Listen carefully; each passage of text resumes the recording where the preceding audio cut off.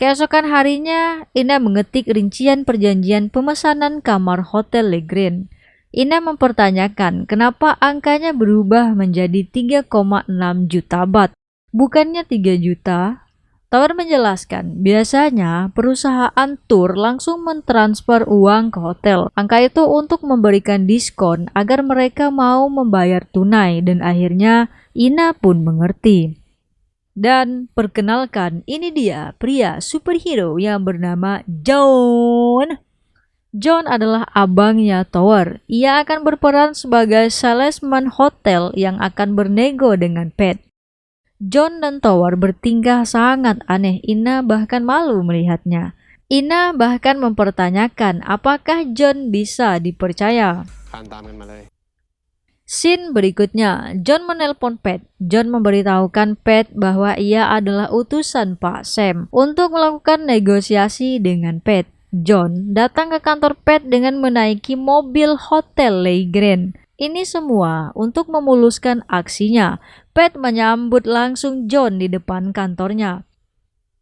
Awalnya, proses negosiasi berjalan alot. Pat yang cerdik dan mata duitan keberatan membayar 3,5 juta baht dan ia minta diskon. John si penipu ulung menunggu Pat memanggilnya kembali, namun Pat masih bermimpi permintaan boleo.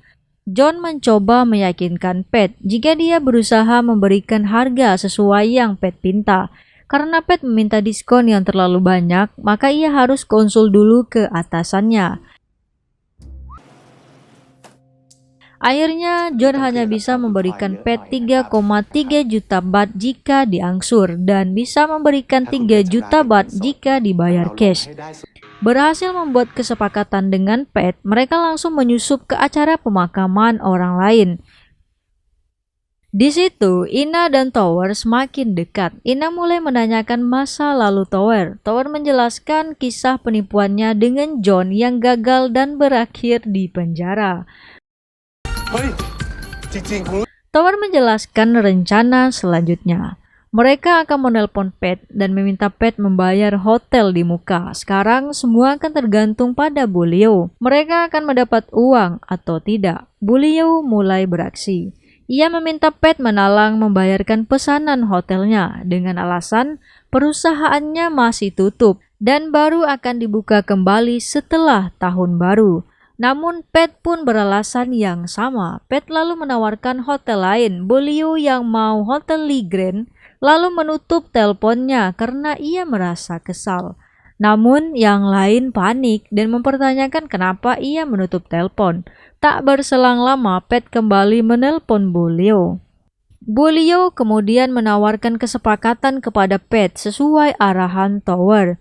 Ia mengatakan akan membayar setoran ke Pat 1 juta baht. Ia tidak punya uang saat ini karena ia baru saja membeli mobil sport dan akan melunasinya setelah tahun baru. Akhirnya Pat pun setuju, asalkan boleo memberinya kesempatan untuk mencoba mobilnya. Tower kembali menyusun rencana. Ia akan meminjam uang 1 juta ke Sri Sawat kantor Ina bekerja dengan jaminan mobilnya. Tapi Ina mengatakan jika 1 juta baht digunakan boleo untuk membayar setoran ke Pat, mereka hanya akan dapat 2 juta, itu pun jika berhasil menipu Pat. Tower ternyata sudah punya penangkalnya dan ia pun mengatakan akan menggunakan penipuan cek kasir. Misi 3. Penipuan cek kasir. Ina bertugas untuk mencairkan 1 juta baht dari kantornya. Lalu Tower akan membeli cek kasir di gedung Lengwo atas nama Pat. Dan Bunong alias Leo bisa mengirim foto cek ke Pat. Boleo lalu meminta Pat untuk menemuinya di bandara Khon Kaen untuk mengambil ceknya. Pat yang senang bahkan menawarkan diri untuk mengantar Boleo ke Kalasen. Tower mengatakan rencana selanjutnya. Besok, Boleo harus berpura-pura ia lupa membawa ceknya. Lalu Pat akan curiga dan akan menelpon bank. Dia akan membantu mereka untuk memverifikasi apakah benar ceknya sudah dikeluarkan. Kemudian, Ina dan Tower akan membatalkan cek tersebut. Dengan begitu, mereka tidak akan kehilangan uang. Di hotel mereka merayakan keberhasilan mereka. John minum-minum dan Tower pun rebahan. Setelah sekian lama, akhirnya Tower bisa meregangkan ototnya di atas kasur. Dan tulangnya yang pegal-pegal karena tidur di mobil akhirnya bisa lemas juga. Dan merasakan empuknya kasur. Ina lalu mengatakan setelah misi ini selesai, Tower tak perlu lagi tidur di mobil. Sore pun tiba. John datang ke kantor Pat untuk mengambil uang, namun Pat yang licik hanya membayar 1 juta baht DP. Lalu ia meminta kontrak direvisi. Pat mengatakan akan membayar sisanya setelah ia mendapatkan pembayaran dari kliennya. Ia hanya ingin memastikan kamarnya saja. John yang juga tak bodoh mengganti angka kontrak menjadi 3,3 juta baht aja dan mengingatkan Pat ia harus membayar penuh atau cash jika ingin harganya 3 juta dan harus bayar hari ini juga. Rencana Tower mulai kacau. Ia yang sudah pesimis akhirnya memutuskan mengakhiri semuanya. Tower lalu membagi uang itu dan kabur dari Ina dan Bunong. Sementara itu di hotel, Ina sedang menulis kontrak untuk Tower. Dalam kontrak itu, Tower berjanji tidak akan menipu lagi setelah misi CIBP selesai. Di mobilnya, Tower tampak masih berpikir apa yang akan ia lakukan. Ia kemudian menyetir mobilnya keluar dari Khon Kaen menuju Bangkok. Ina dan Bunong menunggu kedatangan Tower dan John di restoran, namun mereka tak kunjung datang. Ina mulai menyadari ia sudah tertipu untuk kedua kalinya. Ina benar-benar kecewa akan pengkhianatan si Tower. Ia berusaha menahan air matanya, kemudian mereka kembali ke hotel. Ina memandangi kontrak yang dibuatnya untuk Tower, namun ia lalu membuangnya. Ina kembali membuat kontennya. Dengan jujur, ia kembali mengatakan kemalangannya di usia 25 tahun. Ia kembali ditipu oleh seseorang. Tiba-tiba saja seseorang datang dan ternyata dia adalah Tower. Menyadari Ina masih memperhatikannya, Tower mengatakan alasannya kenapa ia baru sampai. Ina yang sudah sangat kesal dan kecewa langsung to the point aja. Ia berkata ke Tower, "Kamu memang sudah merencanakan berkhianat sejak awal kan?" Tower hanya menjawab, "Kau sudah tahu jawabannya, kenapa bertanya lagi?" Ina bertanya lagi, "Apa kamu senang melihat ia terlihat bodoh?" Tower menepuk tangannya untuk menyalakan lampu dan kemudian ia melihat Ina sedang menangis. Ina menyeka air matanya. Tower tak mampu berkata-kata. Ia hanya berlalu di depan Ina lalu duduk di sofa. Ina yang geram karena tingkah Tower itu lalu melemparkan handuk ke arah Tower. Tower hanya bisa menghela napas. Ina terus saja bertanya ke Tower, apa Tower pikir Ina akan marah atau terluka karena ini semua? Ia mengatakan tidak sama sekali. Tower yang paham Ina tidak bisa berbohong meminta Ina berhenti berbicara. Ina yang semakin geram merekam video. Dengan mata yang berkaca-kaca, Ina memperkenalkan identitas si penipu yang telah menipunya. Ina terlalu naif untuk mempercayainya. Ia dibodohi lagi dan lagi. Ia lalu mengatakan arti dari kepanjangan namanya adalah bodoh. Ina terus mengatakan dirinya bodoh. Tower tak sanggup melihat Ina yang terus menangis. Ia lalu meminta Ina untuk berhenti. Berhentilah menangis. Ina lalu mengatakan ia sangat percaya pada Tower. Itulah yang membuatnya menangis. Tower lalu menunjukkan KTP-nya yang sangat banyak. Itu menunjukkan ia adalah seorang penipu ulung. Ina tahu Tower tidak bisa dipercaya. Lalu Ina bertanya alasan Tower kembali. Tower tak menjawabnya. Tower malah meminta Ina untuk tidak memikirkan dirinya, tapi fokuslah menjaga tanah ibunya. Ina lalu menyadari Tower membaca gerak bibirnya malam itu. Tower lalu mengatakan Pat hanya membayar 1 juta baht dan ia sudah punya rencana untuk menipu 2 juta baht lagi dari Pat.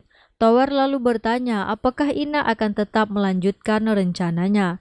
Akhirnya Ina pun setuju, tapi dengan satu syarat. Ina lah yang menjadi orang terakhir yang memegang uang itu.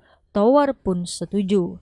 Tower lalu menelpon John. Ia mengatakan ke John kalau ia berubah pikiran. Tower lalu mengajak John kembali bergabung dalam rencananya. Sekarang rencananya adalah John mencari fotografer untuk memotret mobil sport mereka. Tapi dari penampilannya, fotografernya agak so-so ya, kayaknya kurang profesional. Tower bertugas menyewa tempat penggilingan padi di Buriram yang akan dipakai mereka untuk pemotretan mobil-mobil sport mereka. Bulio kembali menelpon Pat. Ia mengatakan mengubah rencananya soal cek kasir Pat. Ia akan meminta kurir untuk mengirim cek tersebut kepadanya. Ia meminta Pat mengambil sendiri cek itu dan ia juga ingin menunjukkan sesuatu kepada Pat. Pat langsung setuju untuk datang. Bulio meminta Pat untuk langsung mengambil cek itu nanti malam ke kamarnya. Tiba-tiba Tower datang dengan mobil Ferrari Bulio. Fokus Pat pun langsung teralihkan. Tower bergaya layaknya pengusaha kaya mobil sport. Bulio menyambutnya dengan pelukan. Bulio memperkenalkan Tower kepada Pat, tapi kali ini namanya adalah Otto, pengusaha importir supercar dan pemilik salah satu penggilingan padi terbesar di Buriram. Lalu Bulio menawarkan Pat untuk mencoba mobil Ferrari-nya bersama Otto. Otto hampir saja menggagalkan rencana mereka. Ia lupa menyembunyikan kertas panduan sewa mobilnya. Segera ia pindahkan kertas itu ke belakang sebelum Pat masuk ke mobil dan melihatnya. Demi terlihat profesional, Tower alias Otto pun memacu mobilnya sampai batas maksimal sesuai keinginan Pat. Walaupun sebenarnya ia hampir saja teler, ia tetap berusaha memenuhi permintaan Pat yang suka kecepatan. Semua itu demi membuat Pat terkesan kepadanya dan melupakan cek 1 jutanya. Pat sangat menikmati pertunjukan Otto.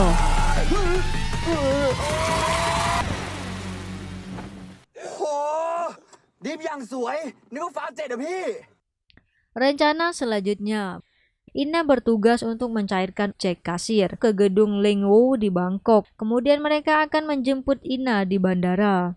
Sementara Ina pergi ke Bangkok, Otto mengajak Bulio dan Pat ke lokasi pemotretan supercar-nya. Tower berpura-pura mobil itu ia siapkan khusus untuk rekan Bulio yaitu Pat. Pat tak bisa menyembunyikan ketertarikannya. Otto dan Bulio sengaja mengeraskan suara mereka untuk memancing Pat. Otto mengatakan ia akan menjual mobilnya dengan harga 4 juta baht saja, sedangkan harga pasarnya adalah 6 juta baht. Bulio sangat senang mendengar ia akan mendapatkan margin sebanyak 2 juta baht. Awalnya Pat mengira jika Bulio akan membelikan mobil itu untuknya. Otto lalu memberikan syarat. Jika ingin mobil itu, Bulio harus membayar 4 juta baht cash sore itu juga. Tapi Bulio mengatakan uangnya tidak cukup karena ia baru saja membeli Ferrari. Lalu Bulio mengajak Pat untuk berinvestasi bersamanya untuk membeli mobil tersebut. Ya, istilahnya mereka patungan 2 juta 2 juta. Dengan begitu Bulio tidak harus menjual sahamnya. Otto lalu menyalakan api untuk manas-manasin Pat dengan mengatakan Pat tidak sekaya Bulio. Pat pun terbakar. Ia menanyakan kapan batas akhir pembayarannya. Bulio meminta Pat untuk menyiapkan uangnya sore itu juga. Sementara itu, Ina sudah berhasil mencairkan cek atas nama Pat di gedung Lingwo. Pat lalu menelpon pacarnya Bu Kenokpon. Ia bilang ia ingin membeli tanah yang nilai jualnya akan sangat tinggi. Namun harus membayar tanah itu sore ini juga. Namun Bu Kenokpon tidak bisa memberikan pinjaman karena ia baru saja membelikan Pat mobil BMW. Pat lalu mengatakan kepada Bulio dan Otto, ia tidak bisa mendapatkan uang 2 juta baht sekarang. Karena itu akan mengganggu arus kas perusahaannya. Bulio kecewa dengan jawaban Pat karena ia sudah meminta Otto untuk mendapatkan mobil itu. Bulio lantas mengatakan ia akan membeli mobil itu sendiri. Bulio dan Otto pergi makan malam sambil menyelesaikan pembayaran tanpa mengajak Pat sama sekali. Pat sangat kesal dan marah. Perasaannya yang nano-nano membuat otaknya menggerakkan tangannya untuk menyetir mobilnya menguntit mobil Otto. Dalam misi spoilernya, Pak Sam menelpon Pat. Ia mengatakan ia baru saja pulang berlibur dari Rusia. Pat heran karena ia mendapat SMS Pak Sam pergi seminar dan bahkan mengirim Ponsakon untuk bernego dengannya. Pak Sam lalu mengatakan ia tidak melakukan itu dan tidak ada orang yang bernama Ponsakon di perusahaannya. Pat menutup teleponnya dan ia sadar ia sedang ditipu. Pat terus saja mengikuti mobil auto. Mereka menuju ke bandara untuk menjemput Ina. Sementara itu, Ina tampak dilema menunggu jemputan auto. Ina masuk ke mobil auto. Sementara itu, Pat mendapat telepon bahwa cek atas nama dirinya telah dibatalkan. Pat melihat Ina masuk ke mobil auto dengan mata kepalanya sendiri. Pat tak menyangka jika Ina dan komplotannya telah menipu dirinya. Pat mengikuti Ina dan komplotannya sampai ke restoran berkonsep Tionghoa. Otto dan Bu Liu sedang menghitung uang dan bersiap menyambut kedatangan Pat. Saat sedang melihat arlojinya, Otto shock dibuat Bu Liu yang tiba-tiba menghilang dan ternyata sementara di sebelah saat sedang membuat pesanan, Ina dikagetkan dengan kedatangan Pat yang secara tiba-tiba. Pat lalu mengatakan jika ia sudah tahu semuanya. Jika Pat tidak menipunya lebih dulu, apakah mungkin Ina akan menipu Pat? Kamu pantas mendapatkannya, Pat. Ina yang hendak pergi pun tersentak. Pat tak menyangka karena Ina melangkah sampai sejauh ini karena dirinya. Pat juga mengakui ia memang bermaksud membodohi Ina dan Bu Kanokpon. Namun, ia lakukan semua itu untuk bertahan hidup. Pat lalu mengatakan ia menyesal, tapi Ina mengatakan sudah terlambat untuk meminta maaf. Pat juga tahu Ina tidak akan memaafkan dirinya. Kini ia hanya berpikir bagaimana menebus kesalahannya itu. Ia juga mengatakan Ina tak seharusnya berkomplot dengan penipu-penipu itu. Pat lalu mengatakan ia akan ikut permainan mereka. Ia akan memberikan mereka 2 juta baht. Lalu Pat mulai membujuk Ina untuk berkhianat. Pat lanjut mengatakan ia hanya ingin uang 1 juta bahtnya kembali dan Ina akan dapat 1 juta sisanya. Pat lalu bertanya pada Ina, apa ia benar-benar yakin penipu di sebelah akan berbagi uang dengannya? Pat lalu meminta Ina untuk mendapatkan uangnya kembali. Pat menelpon Bu Liu. Ia berpura-pura tidak tahu di mana Bu Liu.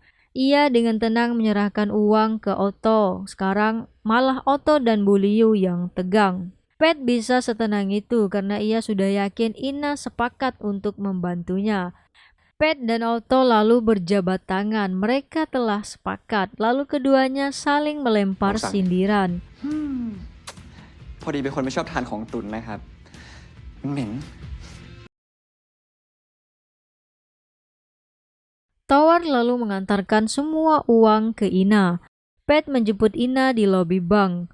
Ia lalu menyerahkan tas uangnya ke Pat dan mereka pergi ke parkiran. Pat yang sangat licik mengunci mobilnya agar Ina tidak bisa masuk ke dalam mobilnya dan ia terus tertawa. Ina meminta Pat untuk berhenti tersenyum karena seharusnya yang tersenyum adalah dirinya. Ina mengatakan ia tidaklah sebodoh itu mempercayai seorang penjahat seperti Pat. Ternyata semua itu adalah rencana Ina yang meminta Tower untuk melibatkan dirinya dan Tower meminta Ina untuk berpura-pura mengkhianati mereka. Ina tak lupa menjepret ekspresi muka Pat yang tertipu dan akhirnya Pat berlari mengecek uangnya di dalam mobil yang isinya hanya kertas-kertas uang mainan dan Ina kabur dari Pat secepat mungkin.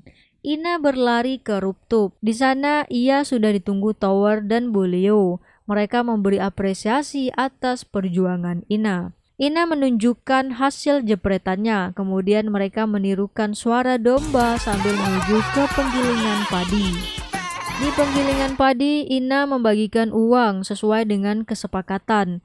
Ia juga meminta maaf karena telah melibatkan Bunong, tapi Bunong berpesan pada Ina untuk tidak membicarakan hal itu selama hidupnya. John lalu memberikan bagian Tower dan ia menggendong Tower.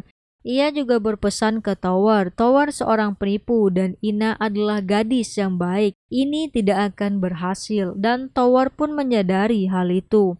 Tower lalu mengantarkan Ina pulang. Di persimpangan jalan kenangan saat lampu merah, Ina mengatakan ia sangat lega.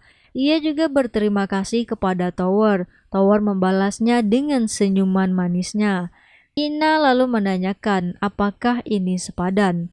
Tower menatap Ina lalu mengatakan melihat senyuman Ina itu membuat semuanya sepadan. Lalu Tower mengajak Ina tos.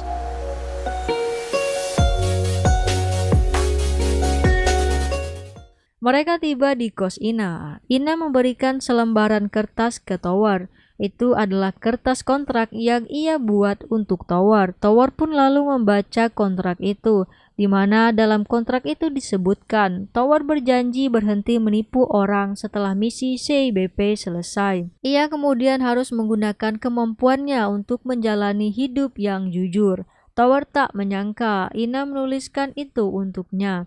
Ia hanya bisa berterima kasih kepada Ina. Ia berpesan ke Ina jangan tertipu lagi.